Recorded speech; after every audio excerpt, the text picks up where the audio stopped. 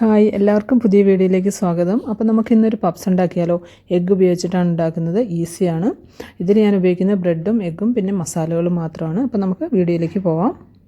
ഇനി ഇതിലേക്ക് ആവശ്യത്തിനുള്ള മസാല റെഡിയാക്കാം. അതിനായിട്ട് ഇതുപോലെ ചൂടാകാനൊരു ചട്ടി ഞാൻ വെച്ച് കൊടുത്തിട്ടുണ്ട്. അതിലേക്ക് എണ്ണ ഒഴിച്ചു കൊടുക്കാം. ഇനി എണ്ണ നന്നായി ചൂടായി വരുമ്പോൾ അതിലേക്ക് ഉള്ളി ഇട്ട് കൊടുക്കുന്നുണ്ട്. പിന്നെ ഇതിൻ്റെ പ്രത്യേകത എന്ന് വെച്ചാൽ നമ്മളിതിലേക്ക് ഒത്തിരി മസാലകളൊന്നും ഉപയോഗിക്കുന്നില്ല. ഇഞ്ചി, വെളുത്തുള്ളി, തക്കാളി, പിന്നെ ഉപയോഗിക്കുന്നത് മുളക് പൊടി, ഗരം മസാല, മഞ്ഞൾപ്പൊടി, അതിനുശേഷം കുറച്ച് ഉപ്പ്. ഇത്രയും സാധനങ്ങൾ മാത്രമേ നമ്മൾ ഈ മസാലയ്ക്ക് വേണ്ടി ഉപയോഗിക്കുന്നുള്ളൂ. ഇനി ഈ ഉള്ളി ഒത്തിരി വഴന്നു വരേണ്ട ആവശ്യമില്ല. ചെറുതായിട്ടൊന്ന് കളർ മാറിയാൽ മതി. ആ ടൈമിൽ നമുക്ക് ഇഞ്ചി, വെളുത്തുള്ളി ചെറുതായിട്ട് അരിഞ്ഞത് ഇട്ട് കൊടുക്കാം. ഇനി ഇഞ്ചി, വെളുത്തുള്ളി മൂത്ത് വരുമ്പോൾ അതിലേക്ക് തക്കാളി ഇട്ട് കൊടുക്കാം. ഞാൻ 2 പച്ചമുളക് കീറിയതും കൂടി ഇട്ട് കൊടുത്തിട്ടുണ്ട്. ഇനി ഈ തക്കാളി നന്നായിട്ടൊന്ന് ഉടഞ്ഞു വരുന്നവരെ വരെ ഇളക്കി കൊടുക്കുക. അതിനുശേഷം പൊടികൾ ഇട്ട് കൊടുക്കാം. ഇനി ഇതിലേക്ക് ഞാൻ മുളക് പൊടി ഇട്ട് കൊടുക്കുന്നുണ്ട്. 1 സ്പൂൺ മുളക് പൊടി ഇടുന്നുണ്ട്. പിന്നെ 1/2 സ്പൂൺ മഞ്ഞൾപ്പൊടി, 1/4 സ്പൂൺ ഗരം മസാല. ഇത് മാത്രമേ നമ്മുടെ മസാലയായിട്ടുള്ളൂ. അതിനുശേഷം ആവശ്യത്തിനുള്ള ഉപ്പും കൂടി ഇട്ട് കൊടുത്തിട്ട് നന്നായിട്ടൊന്ന് അത് മൂത്ത് വരുന്നിടം വരെ ഇളക്കി കൊടുക്കുക. ഇതിൻ്റെ പച്ചമണമൊക്കെ പോകുന്നിടം വരെ നന്നായിട്ടൊന്ന് ഇളക്കി കൊടുത്ത് മൂടി വെച്ച് ഒന്ന് വേവിച്ചെടുക്കാം.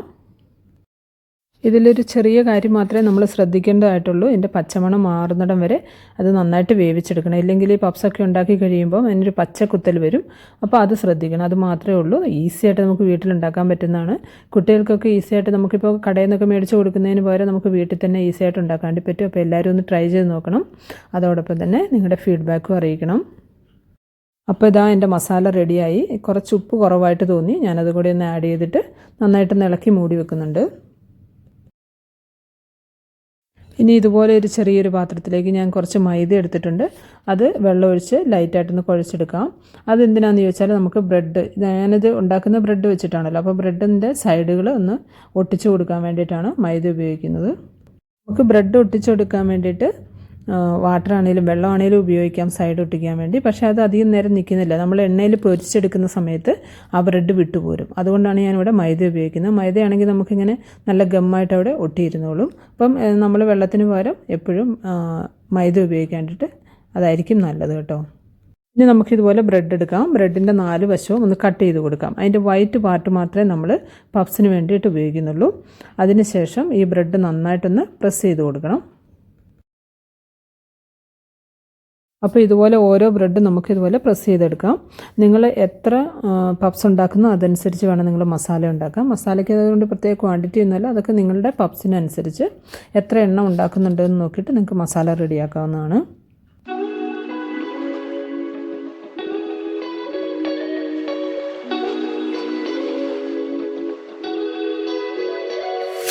ഇനി ഓരോ ബ്രെഡിൻ്റെയും മേലേക്ക് ഇതുപോലെ മസാല വെച്ച് കൊടുക്കാം. അതിനുശേഷം പകുതി മുറിച്ച മുട്ടയാണ് നമ്മൾ ഇതിലേക്ക് ഉപയോഗിക്കുന്നത്. എപ്പോഴും ചെറിയ മുട്ട എടുക്കാണ്ട് ശ്രദ്ധിക്കണം. കാരണം എന്ന് വെച്ചാൽ നമ്മുടെ ബ്രെഡിന് അധികം വലുപ്പമില്ല. മസാലയും ബ്രെഡും എല്ലാം കൂടെ നമുക്ക് വലിയ മുട്ടയാണെങ്കിൽ കുറച്ച് ഡിഫിക്കൽട്ടായിരിക്കും. അപ്പം ചെറിയ മുട്ട എടുക്കാണ്ടിട്ട് എല്ലാവരും ശ്രദ്ധിക്കുക. പിന്നെ ഒരു മസാലയിൽ നമ്മൾ എഗ്ഗ് വെച്ചിട്ട് അത് ഫ്രൈ ചെയ്തിട്ട് എണ്ണയിലെടുക്കുന്നതുകൊണ്ട് ഒത്തിരി നല്ല ടേസ്റ്റാണ് കേട്ടോ.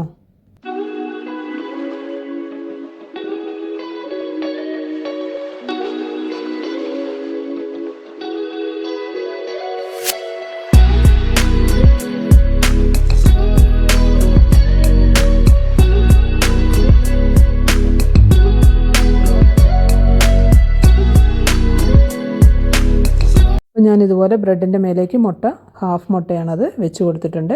ഇനി ഈ ബ്രെഡിൻ്റെ 4 സൈഡിലേക്ക് നമ്മൾ റെഡിയാക്കി വെച്ചിരിക്കുന്ന മൈദ മാവുണ്ടല്ലോ, അത് കലക്കി വെച്ചിരിക്കുന്നത് നന്നായിട്ടൊന്ന് തേച്ച് കൊടുക്കാം. അതിനുശേഷം അതിൻ്റെ 4 കോണും ഇതുപോലെ കോണാക്കി എടുക്കാം.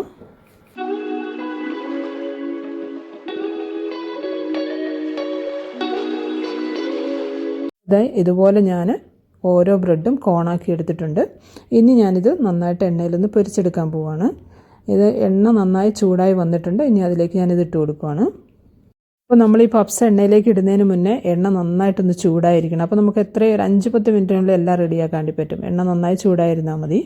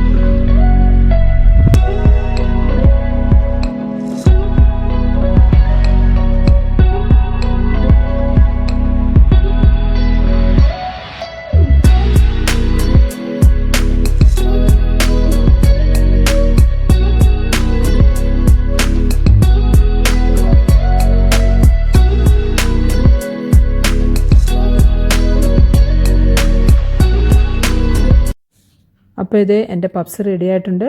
ഇതുപോലെ തന്നെ മറ്റൊരു ഈസി റെസിപ്പിയുമായി നമുക്ക് വീണ്ടും കാണാം. താങ്ക്